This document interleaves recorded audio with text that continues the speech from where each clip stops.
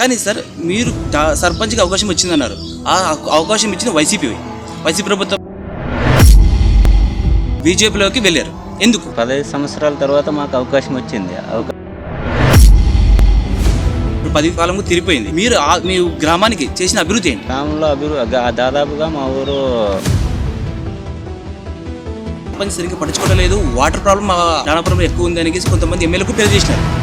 అప్పుడు రోడ్డు మీద కొంతమంది వచ్చి ధర్నా చేశారు. ఎందుకు? ఇళ్ళ సమస్య అయితే ఇంతకు ముందు దాదాపుగా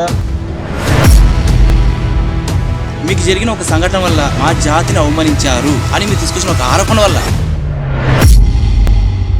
అసలు రోజు ఎమ్మెల్యే గారు మీ గ్రామానికి పర్యటించడం వల్ల మీకు జరిగిన అవమానం ఏంటి? ఆ రోజు ఏం జరిగిందంటే ఊర్లో అంతా పర్యటన చేసుకొని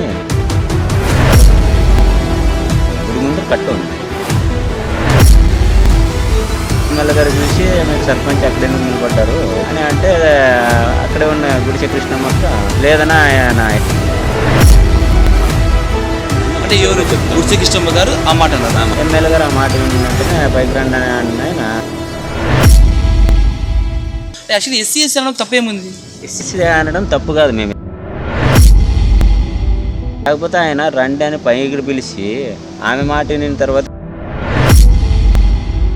తెలిసిన ఆయన ఊర్లో ఆమె అట్లా చెప్పినప్పుడు అనొచ్చు కదా.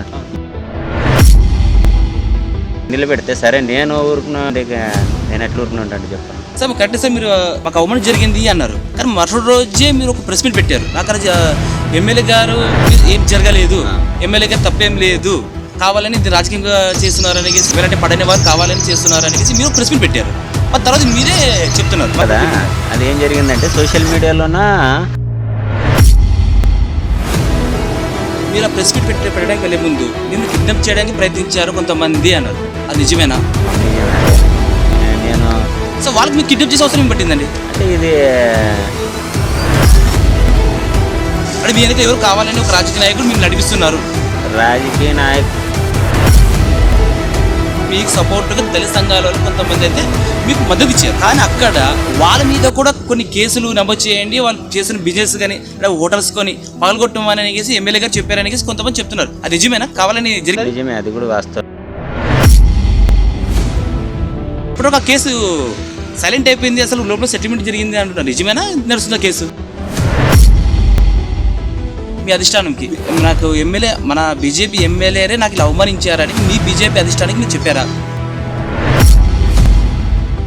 సార్ ఇంకొక విషయం, మీకు అవమానం జరిగింది, ఎస్సీ కేసు అట్రాసిటీ కేసు పెట్టాలి ఎమ్మెల్యే మీద, గుడిసె కృష్ణమ్మ గారి మీద అని ఒక ఫిర్యాదు పోలీస్ స్టేషన్ ఫిర్యాదు చేశారా? అది ఇన్సిడెంట్ జరిగిన తర్వాత రాజకీయ జీవితం ఎటు ఉంటుంది? బీజేపీ వైపా వైసీపీ వైపా? డౌట్ అండి. మరి ఏమైనా వైసీపీ చేసే అవకాశాలు ఉన్నాయా? అదే చెప్తే కదా ఇప్పుడు